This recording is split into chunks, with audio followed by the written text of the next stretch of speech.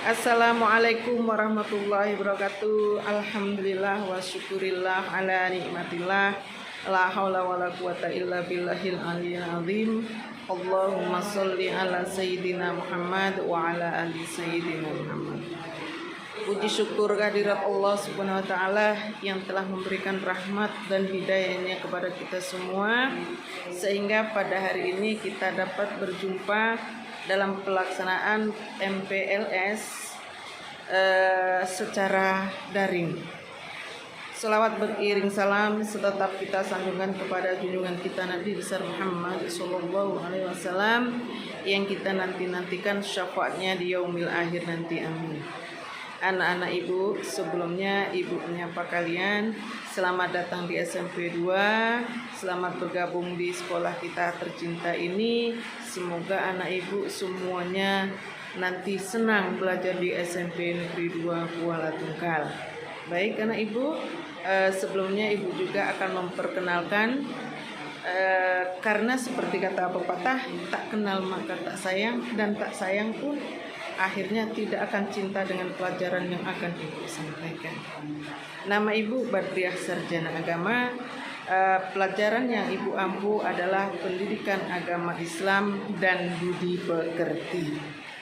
Jadi sesuai dengan materi yang akan ibu sampaikan tentang pendidikan agama dan budi pekerti. Di sini ibu mengambil pada penekanan paling akhir, yaitu budi pekerti.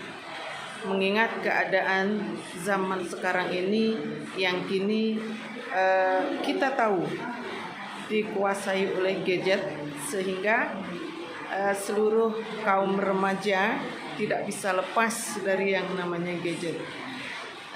Dalam hal ini juga, dalam pembelajaran pendidikan agama Islam dan budi pekerti, ibu membagi menjadi 3 bagian. Yang pertama, bagaimana cara kita menghormati kedua orang tua.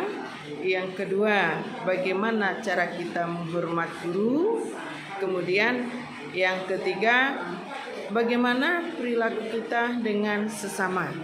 Dalam arti sesama di sini adalah anak-anak ibu bergaul di usia anak-anak ibu di usia memasuki remaja. Jadi untuk poin pertama, bagaimana kita menghormati kedua orang tua. Anak-anak ibu tentu sudah tahu, orang tua adalah orang yang sangat berjasa dalam kehidupan kita. Selain orang tua, beliau juga adalah seorang guru.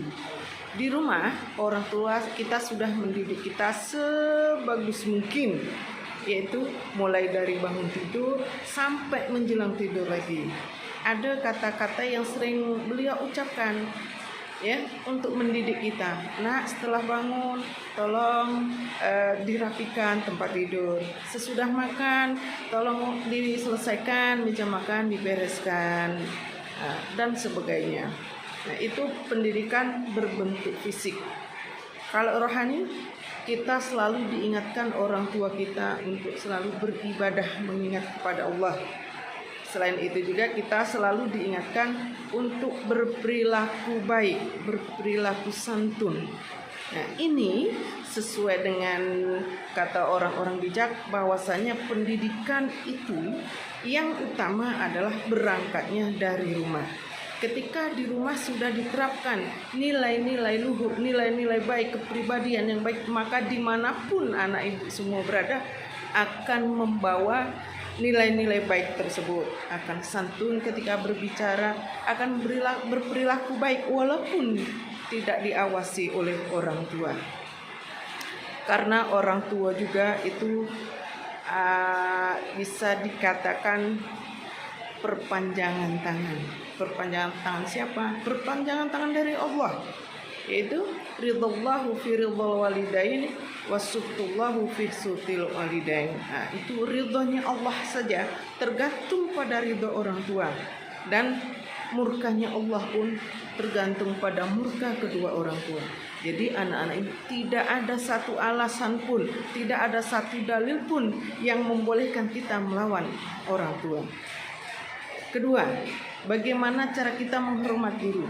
Ketika kita di rumah menghormati orang tua, maka di sekolah begitu juga harus dilaksanakan. Menghormat guru itu wajib hukumnya. Kenapa? Karena kita menuntut ilmu, ingin keberkahan ilmu dari guru itu tersebut. Karena orang tua tidak akan mampu untuk memberikan ilmu-ilmu yang memang bukan di bidangnya. Jadi bagaimana cara kita menghormati guru? Taatilah tata tertib sekolah. Kemudian ketika kita belajar, perhatikan pelajaran dari guru. Karena kita daring sekarang ini, ketika kita menchat guru, bertanya dengan guru, gunakanlah bahasa yang baik dan santun. Dan yang ketiga, bagaimana ketika bergaul dengan kawan sesama, begitu juga kita harus saling menghargai, saling menghormati. Tidak boleh menghujat kawan kita, karena belum tentu kita lebih baik dari mereka.